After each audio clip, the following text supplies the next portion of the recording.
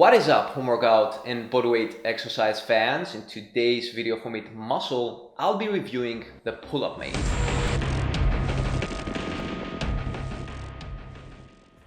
The pull-up mate is a free-standing pull-up bar.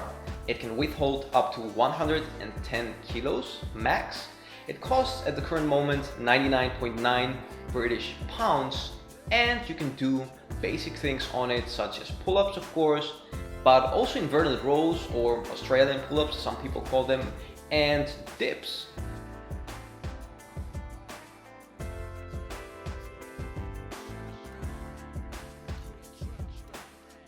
I've also included a table over here with some more details concerning weight, height, and all kinds of those technical things. So there were a couple of things that I liked about the pull-up mate and a couple of things that I didn't like that much. Let's first of all start with the positives. Number one, practicality. The pull-up mate weighs a total of 50 kilos, which is pretty light for a whole pull-up tower. It can be taken apart pretty easy, and it has its own bag to store in or even carry with you on your shoulder if you're going to vacation, or if you want to train outdoors, if you don't mind just putting the whole thing together and taking it apart again. Now, if you're traveling by car, even better, you can just throw it in the trunk and you're set. Positive number two is design. The pull-up mate has a really clean and minimalistic look that I personally like a lot. The colors are also pretty cool, red and black, also similar to Homemade Muscle's colors, so maybe that's the reason I like them a little bit more.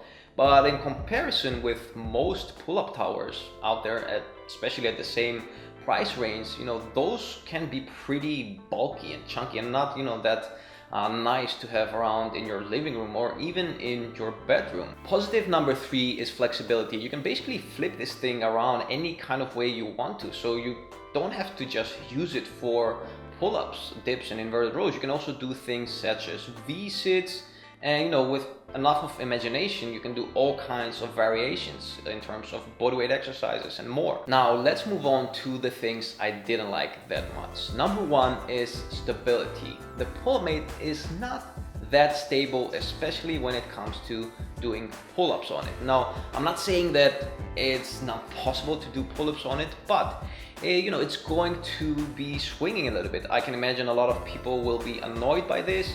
I talked with some of you in the comment section below in my previous video. Those of you who have had it for a while told me that that's just something you get used to slowly.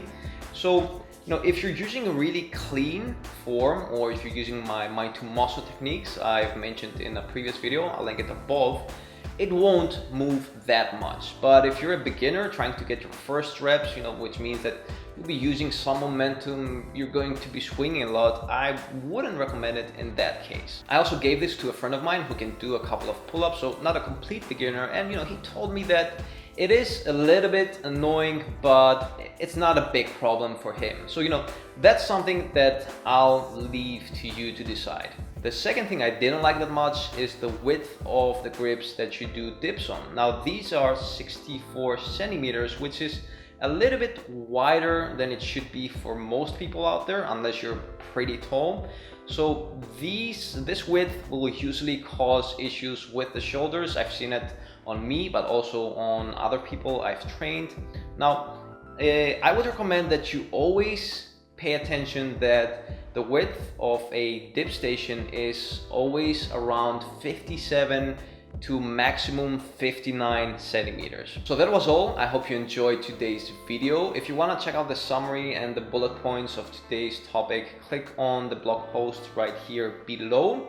If you're new to this channel, don't forget to subscribe. If you have any kind of questions, feel free to ask me in the comment section below. I'm always happy to answer these on my Wednesdays weekly Q&A.